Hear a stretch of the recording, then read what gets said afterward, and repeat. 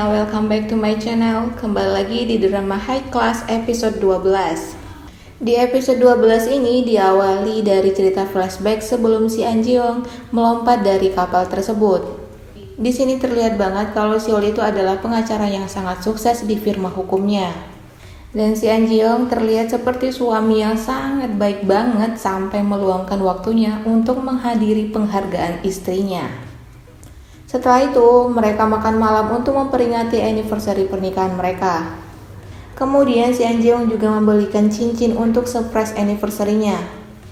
Si Anjeong ini seperti suami ideal banget yang sangat mencintai istrinya. Sebelum dia melompat ke air laut ini, mereka berdua sempat berbincang, tapi dia tidak menceritakan kronologis masalah yang dia hadapin saat itu.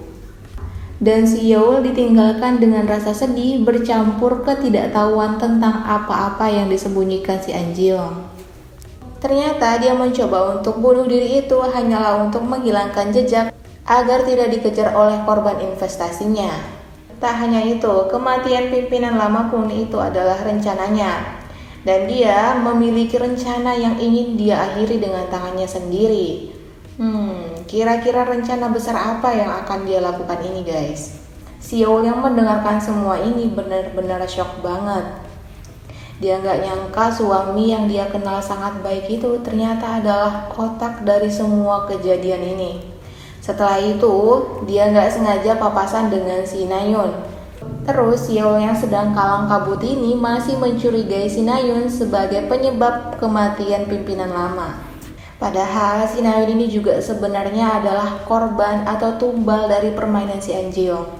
Di samping itu, detektif sedang menginterogasi si Danio. Lalu ada anak buah detektif yang mendapatkan bukti obat yang diminum pimpinan lama. Dan obat ini ditemukan di rumahnya si Danio. Si detektif ini langsung marah besar.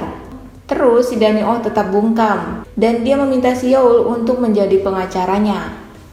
Ternyata obat ini dia dapatkan saat ingin mengambil handphone si Anjeong di rumahnya Seol. Berarti si Anjeong ini ingin menjebak Seol atas kematian pimpinan lama. Lalu Seol juga bercerita tentang informasi yang dia dapatkan tadi kalau si Alex Comer lah yang membunuh pimpinan lama. Tapi Seol nggak mempunyai bukti untuk menuduh si Alex Comer seperti itu. Karena flash disk yang dia dapatkan di ruangan si Alex Comer itu juga udah kosong. Wah, pintar banget si Alex Comer menghilangkan jejak. Padahal di flash disk itu banyak data penemuan si Danio tentang latar belakang orang-orang yang dia selidiki. Di samping itu si Doyoung sedang dalam masalah. Dia mencoba untuk berkali-kali menelpon suaminya tapi tak kunjung ada jawaban. Lalu ada si Alex Comer dan pengurus apartemen yang datang ke rumahnya. Si Doyoung dengan muka kaget dan muka polosnya ini nggak tahu ternyata rumah ini udah dijual suaminya 1 bulan yang lalu. Dan yang membeli rumahnya ini adalah si pimpinan Chen. Terus yang kocaknya si pimpinan Chen mengira kalau si Doyoung itu adalah pembantu di rumah itu, guys. Nah, si Doyoung menolak untuk pindah dari rumah ini karena dia tidak tahu apa-apa tentang kesepakatan suaminya itu. Bahkan dia mengajak anaknya untuk memberontak.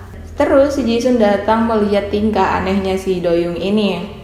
Karena dia paham tentang kondisinya si Doyoung, akhirnya si Jisun menyuruhnya untuk sementara menginap di hotelnya. Kemudian si Jisun juga memperkenalkan pimpinan Chen kepada kedua temannya. Di sini tidak ada si Doyoung. Ternyata dia sedang ada masalah lagi. Ada beberapa bank dan lembaga pinjaman yang menelponnya. Ternyata ada beberapa pinjaman yang mengatasnamakan namanya. Dan ini semua adalah ulah suaminya. Dia benar-benar terpuruk banget saat ini, guys. Dan di saat ini dia mencoba untuk menelpon si Ko Ki-jung. Tapi si Ko Ki-jungnya malah nggak peduli dengan keadaan dia yang sekarang. Akhirnya dia melihat suaminya berada di hotelnya si Jisun. Tapi sayangnya dia nggak bisa menemui suaminya ini. Di samping itu, anak pimpinan Chen ini sepertinya tidak menyukai anaknya si Jisun yang sangat sombong. Karena dia merasa lebih kaya dari anaknya si Jisun ini. Dan anak-anak yang lain mengagumi anak pimpinan Chen yang super kaya.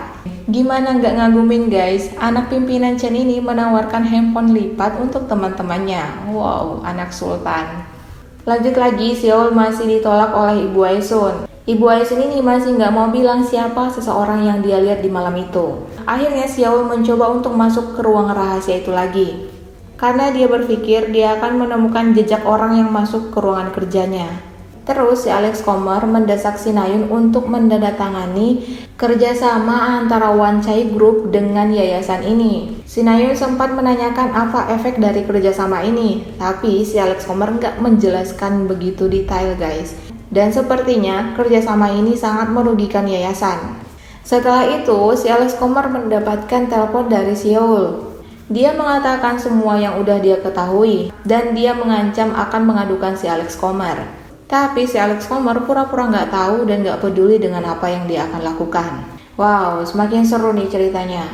Lalu Xiaol memberikan bukti CCTV yang memperlihatkan kalau si Alex Comer lah yang sengaja menaruh obat itu di rumahnya. Terus dia menyuruh si detektif untuk menangkap si Alex Comer ini.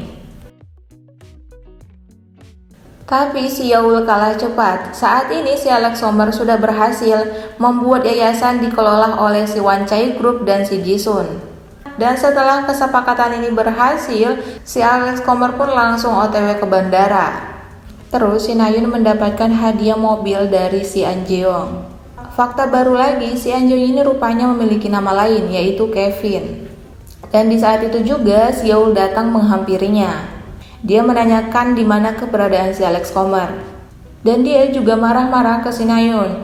Dia khawatir keadaan Si Nayun ini hanya dimanfaatkan si An Jeong. Dan dia juga takut kalau Si Nayun ini akan menjadi korban selanjutnya. Namun sayangnya perhatian Xiaol ini malah salah diartikan oleh Si Nayun. Kembali lagi ke si detektif. Dia udah kehilangan si Alex Comer. Terus si Daniel mengingat kalau dia pernah memasang alat pelacak di bawah mobilnya si Alex Comer. Tapi saat mereka sudah menemukan mobilnya si Alex Comer ini, ternyata yang di dalam mobil itu adalah orang lain.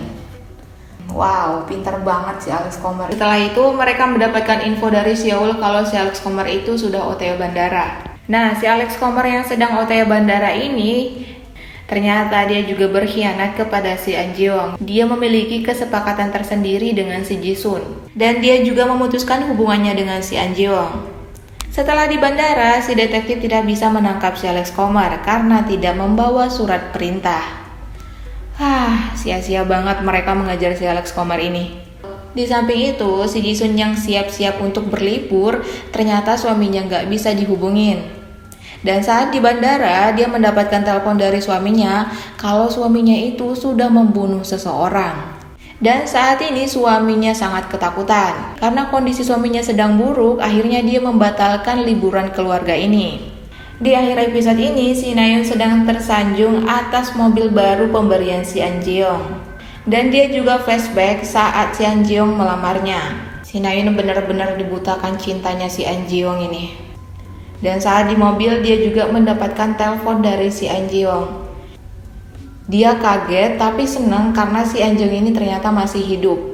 Terus si An Jeong mengajaknya untuk bertemu di suatu tempat. Dan saat dia menunggu si An Jeong, tiba-tiba ada mobil yang menabraknya dari belakang. Wow, debak banget. Pastinya ini adalah rencananya si An Jeong. Bagaimana keseruan drama ini? Apakah si Nayun akan hidup? Kita akan saksikan di episode selanjutnya. Thank you for watching and see you on next video. Bye-bye.